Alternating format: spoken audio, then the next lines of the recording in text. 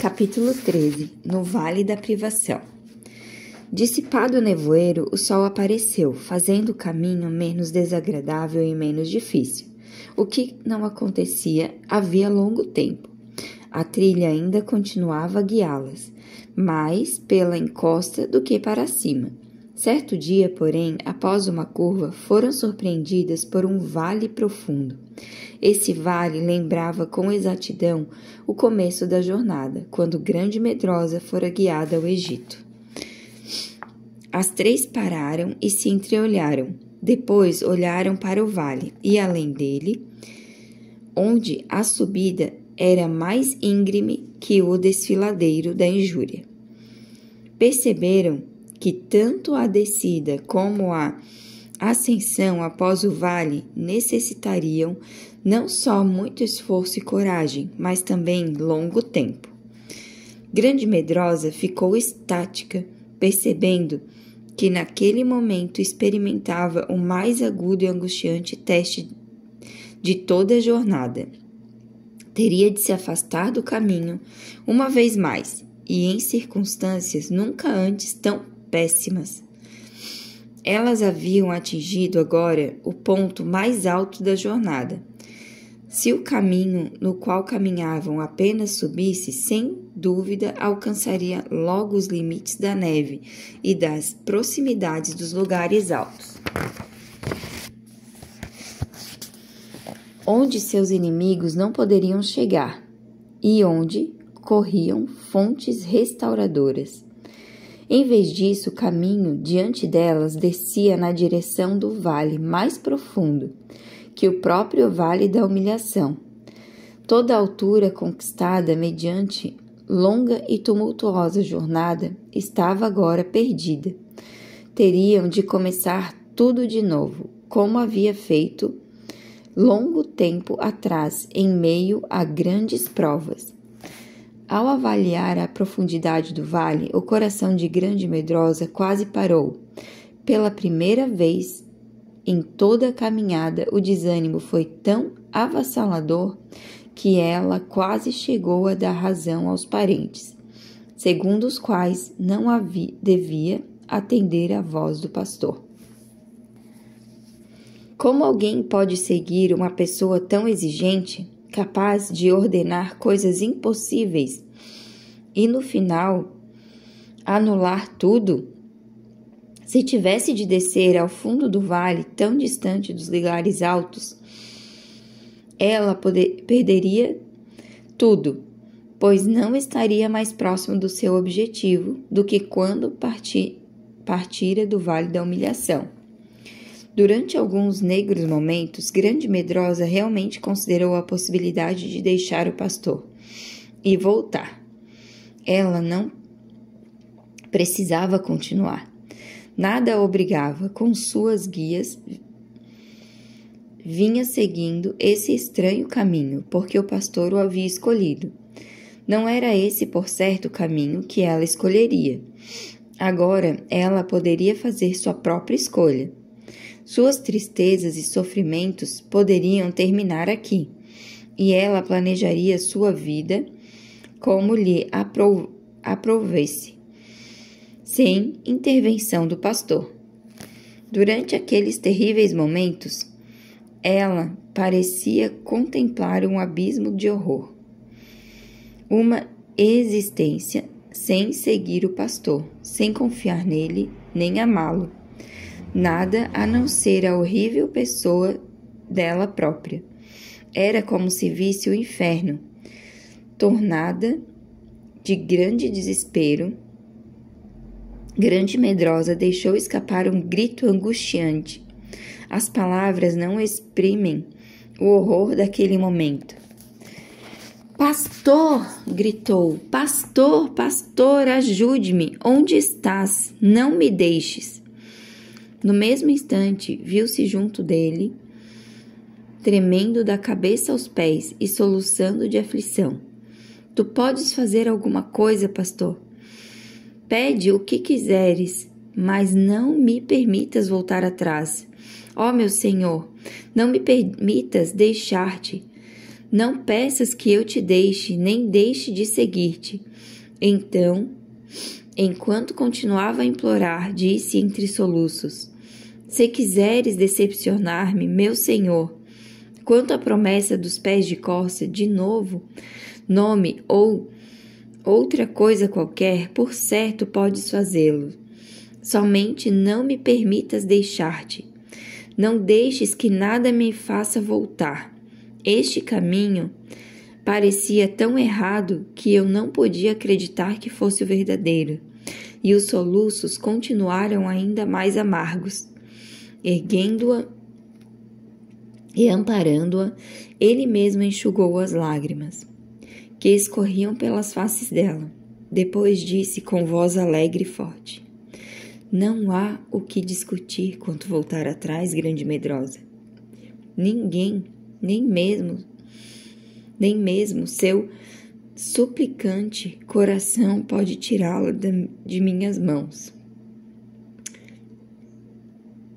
Não se lembra do que lhe disse antes? Essa demora não é para a morte, mas para a glória de Deus. Você não se esqueceu da lição que vem aprendendo, esqueceu-se? Não mesmo.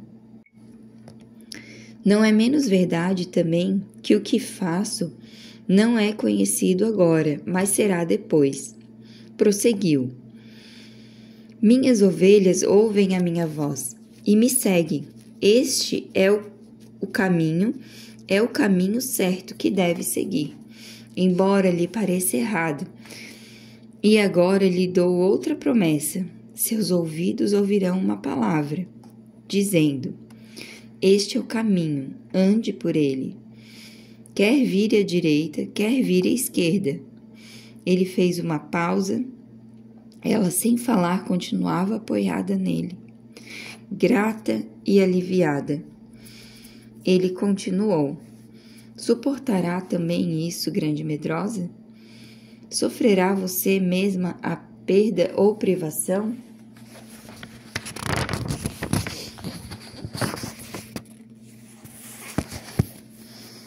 De tudo quanto já ganhou nessa jornada rumo aos lugares altos? Descerá por este caminho de perdão do vale da privação, somente por ser este caminho que escolhi? Confia em mim e ainda me ama? Ela, ainda apoiada nele, repetia com todo o coração as palavras de outra mulher, também provada havia muito tempo. Não me instes para que te deixe e me obrigue a não seguir-te, porque aonde quer que fores eu irei, e aonde quer que pousares, ali pousarei. O teu povo é o meu povo, o teu Deus é o meu Deus. Após alguns segundos de silêncio, ela gaguejando continuou no sussurro: Onde quer que morreres, morrerei. Eu, e ali serei sepultada. Rute 1:17. Assim, depois de outro altar erigido e de outra pedra acrescentada às demais em sua mochila, grande medrosa iniciou a descida do vale da privação, ouvindo suas duas companheiras cantar suavemente: Aonde foi o teu amado? Ó, mais formosa entre as mulheres, saiu, tu sabes para que lado? Contigo o buscaremos. O pastor cantou os versos seguintes. Ele foi para o jardim, de canteiros perfumados. Entre os brios se alimenta, aguardando o nosso encontro. Quando o pastor concluiu, grande medrosa cantou as 2 últimas quadras. Ela o fez com o coração tão cheio de alegria que sua voz, em geral desafinada, tornou-se bela e doce como as demais. Desci assim ao seu jardim, ao vale de botões de romã, brotos na videira achei. Então meu coração explode em alegria nunca vista. Veloz, dispara qual corcel, ao vê-lo ali à minha espera. Cantares 6, do 1 ao 3. Considerando quão escabroso lhe parecera antes o caminho, a descida foi surpreendentemente fácil, talvez porque Grande Medrosa desejasse de coração alegrar o pastor. A aterradora visão de um abismo profundo, que seria a existência sem ele, a apavorara ao ponto de fazê-la sentir que jamais poderia ser a mesma de novo.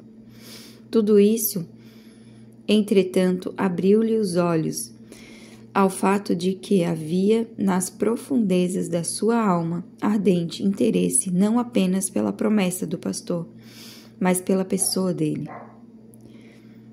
Todo o desejo dela era segui-lo para sempre. Embora outros sentimentos fortes pudessem agir à superfície de sua natureza, lá no fundo do seu ser, ela estava convicta de que nada poderia preencher seu coração, a não ser a promessa do próprio pastor. Nada mais realmente importa, disse a si mesma, somente amá-lo e fazer-lhe a vontade. Não sei bem por que tem de ser assim, mas assim é. Sempre há sofrimento e tristeza no amor, mas apesar de tudo, é agradável amar. Se eu cessasse de amá-lo, eu cessaria de existir. Desse modo, alcançarão rápido o vale da privação. A surpresa seguinte foi que, embora o vale a princípio parecesse uma prisão, depois do puro e livre ar das montanhas, logo ele se tornou num belo e maravilhoso lugar de paz, numa região muito verde, por onde sereno, como a um rio margeado de flores. Pareceu estranho a Grande Medrosa que no vale da privação ela se sentisse mais repousada, mais tranquila e mais feliz do que em qualquer outro estágio da jornada. Também as duas companheiras pareciam ter experimentado a mesma transformação.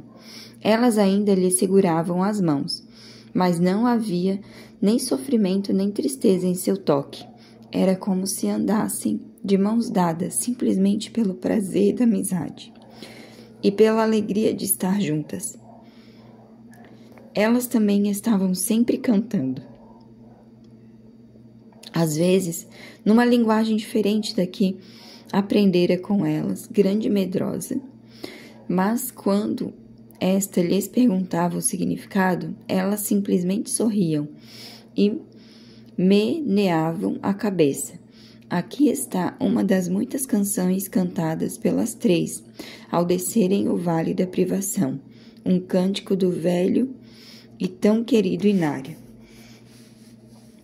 Pertenço a quem é meu, o bem-amado, e é este seu desejo, que em mim brilha sua beleza, em veste resplendente, mas isso ele fará quando o meu ser interior forno fogo refinado.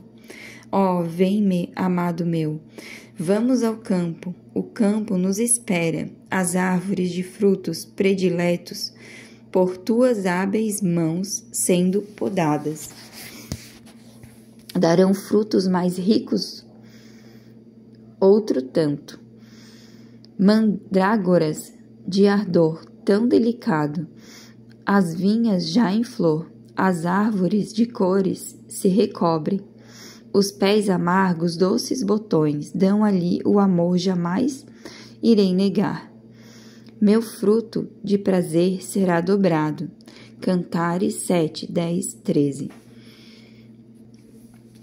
É verdade que Grande Medrosa, ao olhar para as montanhas do outro lado do vale, imaginasse as dificuldades da sua ascensão.